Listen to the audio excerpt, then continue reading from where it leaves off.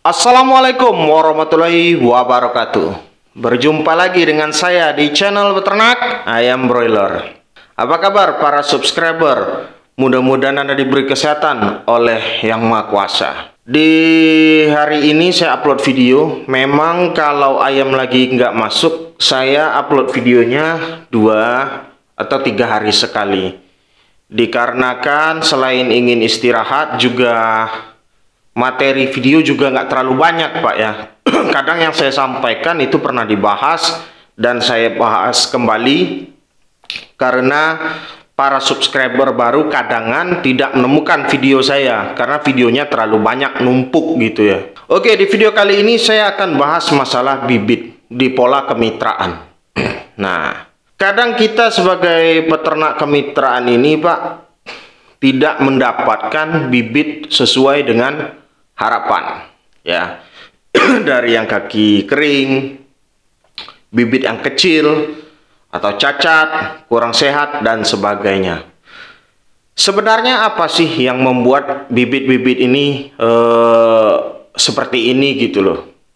Nah, setelah saya dalami dan saya lakukan beberapa kali pertanyaan kepada yang sudah pernah tahu di bidang ini Pak ya. Jadi begini, kenapa di bibit kemitraan kebanyakan pasti bibitnya selalu lebih jelek daripada yang beli sendiri atau beli mandiri? Karena saking banyaknya produksi bibit ini Pak. Jadi begini, di dalam suatu hatchery misalnya ada bibit ditetaskan 1 juta ekor. Pertanyaannya, apakah mungkin bibit 1 juta ekor itu bagus semua? Tidak. Ada bibit yang di bawah grade. Kalau yang dijual yang bagus semua, balik lagi ke pertanyaan, terus yang jelek siapa yang beli? Dan itu nggak usah dijawab, silakan Anda sendiri yang jawab. Satu lagi penyebab bibit jelek ini dikarenakan indukan muda. Jadi karena indukan muda, ayamnya baru belajar nelor ya, telurnya itu beratnya nggak sampai 38 gram, tetap dipaksa untuk ditetaskan. Ini biasanya indukan muda, dan ini banyak terjadi kecacatan. Kalau Anda pernah ternak di kemitraan, mungkin ada satu kasus di peternakan Anda itu, ketika ayam broiler Anda itu sudah masuk, paruhnya bengkok cacat kayak gitu. Jadi kayak gini, ini paruh, jadi kayak gini paruhnya itu, silang. Kadang sayapnya turun gitu loh, kalau dia udah besar dikit sayapnya turun, dan banyak lagi ciri-ciri yang lainnya.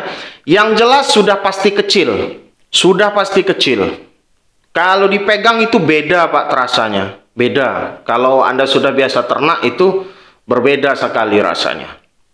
Ya, itu kebanyakan dari indukan muda. Kalau ditanyakan lagi kayak gini, loh Bang, kok orang tersebut mau gitu loh jual yang namanya bibit muda, nggak tunggu bibitnya itu dituakan dulu istilahnya tuh. Mungkin kalau saya Pak ya, kalau saya di posisi yang sama, mungkin saya melakukan hal yang sama. Yang namanya ini bisnis ya, bisnis itu butuh operasional. Dan ini ayam udah nelor nih, nggak mungkin dong itu dibuang. Mungkin saja seperti itu ya. Cuman kita itu berharap kadang sebagai kemitraan, kita dapat misalnya harga kontrak itu, harga bibit 8.500 atau 9.000. Nah, seharusnya yang kita dapat sesuai dengan harga lah ya kan. Dengan harga dan sesuai kualitas. Jangan misalnya kita itu dapat bibit 8.500, kita dapat kontrak bibit DOC 8.500 atau 9.000, kita dapat kualitas yang 7.000. Di DOC sendiri sudah ada pembagiannya. Seperti contoh, grade A, grade B, grade C. Ini macam-macam grade-nya Pak, dan harganya beda-beda. Nah, sedangkan kita teken kontrak di kemitraan itu, kita belum tahu betul, atau kita belum tahu bibit seperti apa yang kita terima gitu loh. Dan kebanyakan mungkin menerima tidak sesuai ekspektasi. Itulah realita yang sering terjadi di kemitraan. Di sini perlu hati-hati dalam mencari PT kemitraan ayam broiler. Untuk Anda yang ingin mulai beternak, coba Anda datangi peternak-peternak di sekitar Anda yang beternak dengan sistem kemitraan. Tanyai Kalau peternak Pak jarang bohong. Kalau dia lagi cerita bibit jarang bohong. Sangat jarang sekali terjadi. Peternak itu kalau bibit jelek dia bagus-bagusin jarang. Jarang sekali terjadi Pak. Ya, kalau bagus peternak kebanyakan bilang bagus. Jadi gimana Bang untuk mengantisipasi yang namanya bibit jelek ini? Yang namanya kita kalau mengantisipasi itu salah satu caranya adalah cari PT yang benar-benar sesuai dengan ekspektasi Anda. Kalau antisipasinya kira-kira Anda ikut andil itu nggak bisa. Yang namanya kita ini di PT Kemitraan ini, kita dikontrak, kita terima dulu apa adanya dan kita jalani gitu loh. Kalau peternak kemitraan itu sudah tahu lah seperti apa. Atau boleh cara keduanya. Cara keduanya Anda harus mandiri. Mandiri ini Anda punya indukan sendiri, tetaskan sendiri. Kalau sekiranya ketika Anda menetaskan telur itu nggak masuk dalam ukuran standar DOC yang bagus, Anda jangan tetaskan. Dan tentu ini nggak butuh modal dikit Pak. Tidak butuh modal sedikit. Apalagi yang namanya parent stock ayam broiler ini terkenal langka ya. Bukan langka sih, kalau jumlahnya banyak. Tapi terkenal nggak sembarang orang bisa beli yang namanya indukan ayam broiler ini. Coba bayangkan kalau seandainya peternak-peternak kecil seperti kita ini bisa punya parent stock sendiri untuk ayam broiler.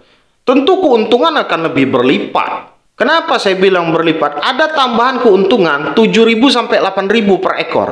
Nggak usah 7.000 8.000, kita anggaplah karena makan induknya ya. Ada tambahan keuntungan 5.000 saja. 5.000 per ekor.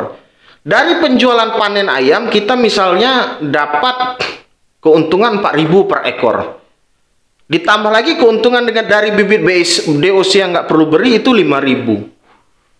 Ini bisa Rp9.000 per ekor keuntungannya. Dan ini keuntungannya nggak main-main kalau di skala ayam broiler ya.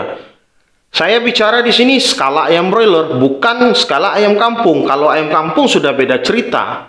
Ayam broiler terkenal dengan panennya yang sangat cepat dan siklusnya yang lebih cepat dibandingkan ayam kampung. Kalau Anda bisa dapatkan indukan ayam broiler, Anda kaya Pak. Apalagi Anda tahu beternak, pasti. Sudah saya pastikan itu. Cuman masalahnya nggak semua bisa dapat parent stocknya. Kalaupun dibolehkan membeli, Anda nggak boleh saya rasa membeli 100 ekor indukan, 200. Saya rasa mungkin ribuan sudah skalanya ya. Mungkin kalau Anda ingin beternak mandiri. Oh ya, satu lagi. Kalau Anda ingin beternak mandiri, untuk saat ini saya sarankan, kalau mandiri ya, jangan Anda coba beternak mandiri di ayam broiler, Pak. Anda bunuh diri gitu loh. Kalau ada yang bilang, saya ternak ayam broiler bisa untung Bang. Iya untung Pak, tapi nggak setiap siklus Anda bisa untung. Harga Anda akan dipotong oleh broker. Akan dipotong. Kenapa saya bilang dipotong? Broker ambil ayam broiler di PT, harganya murah, bisa ngutang. Kadang terjadi yang namanya harga ayam broiler ini di bawah HPP, harga pokok produksinya. Pernah terjadi kan? Ayam broiler di kandang harganya 8.000 sampai 10.000. Kalau itu terjadi pada peternak mandiri, hancur Pak, nggak ada sisa. Nggak ada sisa. Jadi kalau mau mandiri, silahkan cari ayam-ayam yang belum dikuasai oleh PT-PT besar gitu loh kan. Jadi harganya itu masih terjaga. Kalau ayam broiler sudah dikuasai oleh perusahaan besar.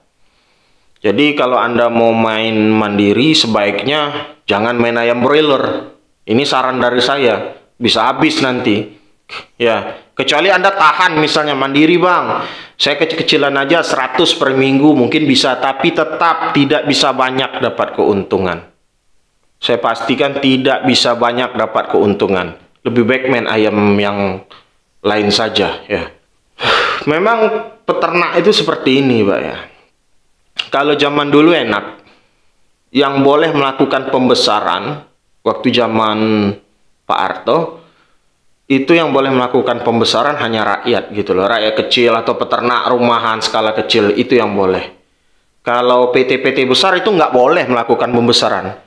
Dia hanya boleh melakukan yang namanya pembibitan dan pembuatan pakan. Kalau sekarang PT besar itu sudah punya farm sendiri, bahkan jutaan ekor. Ngomong-ngomong soal mandiri, jangan asal sebut mandiri. Mandiri itu Pak, ada 10 nilainya. Ya. Kalau Anda bisa, ada 10, 4,5, ada 4 lah nilainya itu. Ya, saya buat-buat aja ini.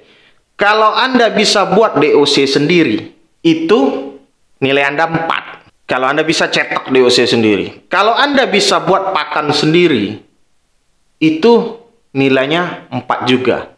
8. Kalau Anda manajemennya bagus, itu 9. Kalau Anda nggak bisa buat pakan sendiri, tapi bisa buat DOC sendiri, nilainya 3. Jadi, kebanyakan mandiri yang terjadi di Indonesia itu, ini nilainya 4, dia bisa cetak DOC sendiri. 3, pakan dia nggak bisa full pabrik. 1, manajemennya bagus. Jadi nilainya itu Pak ada 8. Tapi kalau Anda beli bibit di pabrik, beli pakan di pabrik, ngejual ke broker, Anda belum mandiri, tapi pura-pura mandiri. Itu saja dari saya, dari channel Beternak Ayam Broiler. Mudah-mudahan Anda memahami maksud saya. Ya, bukan channel Beternak Ayam Broiler. Ini saya lupa terus. Si Kumbang Jaya Farm. Ya. Jangan lupa bagi yang ingin membeli obat lalat, WA 0831 6046 5158. Assalamualaikum warahmatullahi wabarakatuh.